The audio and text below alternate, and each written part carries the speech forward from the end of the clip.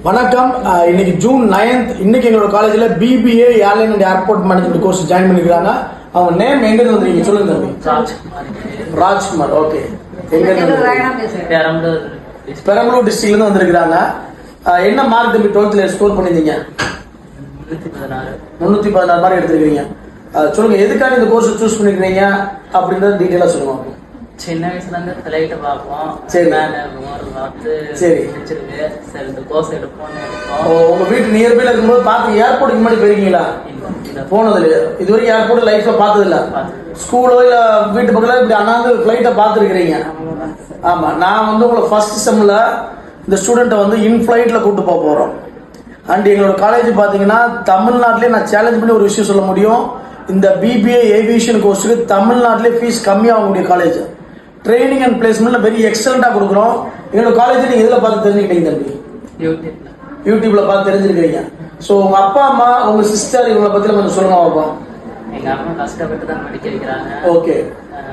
சம்பளம் அதிகம் இது பண்ணி தான் படிக்க வைக்கிறாங்க. புரியுது. ரொம்ப கஷ்டப்பட்டு படிக்க வைப்பாங்க. ஏன்னா இது வரைக்கும் நீங்க கவர்மெண்ட் ஸ்கூல்ல படிச்சு வந்திருக்கீங்க. அப்பா என்ன பண்றாங்க தம்பி? அப்பா பெங்களூர்ல மார்க்கெட் வேலை பண்றாரு. மார்க்கெட் வேலை, காய்கறி கடையில இந்த மாதிரி லோடிங் அன்லோடிங் காய்கறி கடையில வேலை பாக்குறாங்க. கூலி வேலை, அன்னன்னைக்கு சம்பளம் இல்லையா? அம்மா என்ன வேலை பாக்குறாங்க? ஹவுஸ் ஒய்ஃபா இருக்கிறாங்க. அப்பா என்ன பண்றாங்க? கடை வச்சிருக்காங்க. பழக்கடையா இல்ல காய்கறி கடை? மளிகை கடை. ஓகே. யோசிச்சு பாருங்க, அவங்க அப்பா வந்து பெங்களூர்ல ஒரு காய்கறி வெஜிடபிள்ஸ் கடையில் வேலை பாக்குறாங்க. அந்த ஃபேமிலி சுச்சுவேஷன் வந்து அவங்க வந்து படிக்க வைக்கிறாங்க. இந்த ஸ்டூடெண்ட்ஸ் பையன் ஆசைப்படுறான், விமான சம்பந்தமா ஏர்போர்ட் சம்பந்தமா படிக்கணும் ஆசைப்படுறான்னு சொல்லிட்டு அந்த கோர்ஸ் படிக்க வைக்கிறாங்க. இந்த ஸ்டூடெண்ட்ஸ் நான் என்ன உங்களுக்கு ஒரே ஒரு ரிக்வெஸ்ட் பண்றேன்னா, நீங்க நல்லா படிச்சு சம்பாதிச்சதுக்கு அப்புறம் உங்க அப்பா வேலை பார்க்க கூடாது, உங்க அப்பா அம்மா வேலை பார்க்க, நீங்க அவங்கள உட்கார வச்சு சாப்பாடு போடணும். அந்த அளவுக்கு நீங்க மாசம் நல்லா சம்பாதிக்கணும். புரியுதா? ஆமா. அவங்களுக்கு வீடு வாங்கி கொடுங்க, அவங்களுக்கு கார் வாங்கி கொடுக்குற காட்டிலும் அவங்க வேலை பார்க்காம இருந்து ஒரு வயசான கூட ஒரு ஒரு ஸ்டேஜுக்கு அப்புறம் லைஃப்ல பாத்தீங்கன்னா சம்பாதிக்க உடம்பு ஒத்துழைக்காது, உடம்புக்கு ஹார்ட் ஒர்க் பண்றதுக்கு முடியாது. அப்போ அந்த ஸ்டேஜ்ல அவங்க ரெஸ்ட் எடுக்கணும்னு நினைப்பாங்க இல்லையா? அந்த ரெஸ்ட் எடுக்கணும்னு நினைக்கிற நேரத்தில் அவங்க ரெஸ்ட் எடுக்க வைங்க. அப்போ ரெஸ்ட் எடுக்க அவங்க விரும்புனாங்கன்னா அதுக்கு நீங்க தான் சப்போர்ட் பண்ணணும்.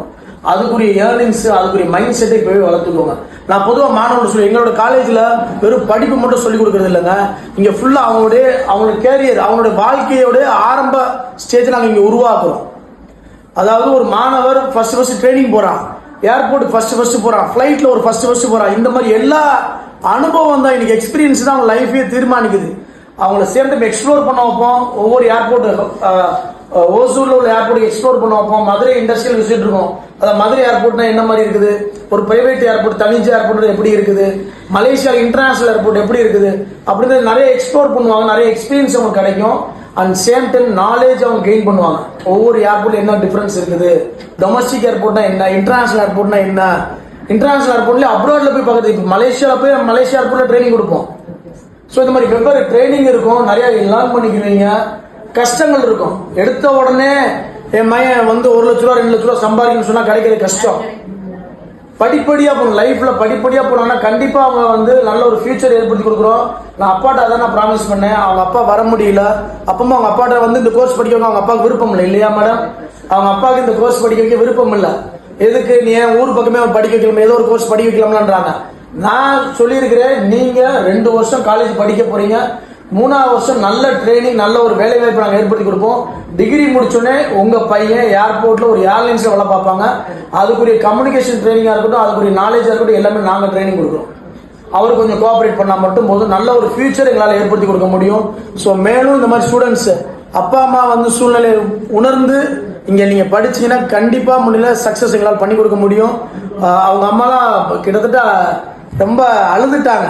அவங்க அக்கா வந்து இவர் பிரிஞ்சு இருந்ததே இல்லை. அவர் ஸ்கூல் முடிக்கிற வரைக்கும் ஃபர்ஸ்ட் டைம் அவங்க அக்காவை பிரிஞ்சு அவங்க ஹாஸ்டல் வந்து ஸ்டே பண்ண போறாங்க.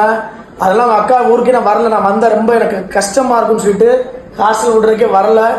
அந்த சூழ்நிலை நம்மகிட்ட இன்னைக்கு வந்து ஹாஸ்டல்ல சேர்ந்துருக்கிறாங்க. BBA course 3 year degree programme சேர்ந்துருக்கிறாங்க. எந்த யூனிவர்சிட்டின்ற 2வது விஷயம், பாஸ்டன் காலேஜ் நல்ல ஒரு ட்ரைனிங், நல்ல ஒரு பிளேஸ்மெண்ட் நாங்கள் ஏற்படுத்தி கொடுப்போம். எங்களை நம்பி எங்களுடைய இன்ஸ்டிடியூஷன் நீங்க ஜாயின் பண்ணலாம். இந்த வீடியோ உங்களோட ஃப்ரெண்ட்ஸ் அல்லது உங்களோட ரிலேட்டிவ்ஸ் யாரும் யூஸ்ஃபுல்லா இருக்குன்னு நீங்க ஷேர் பண்ணுங்க. இதுல எதுவும் டவுட்ஸ் இருந்துச்சுன்னா கீழே கமெண்ட் செக்ஷன் நீங்க தெரிவிக்கலாம். எண்ணம் போல் வாழ்க்கை. தேங்க்யூ அம்மா.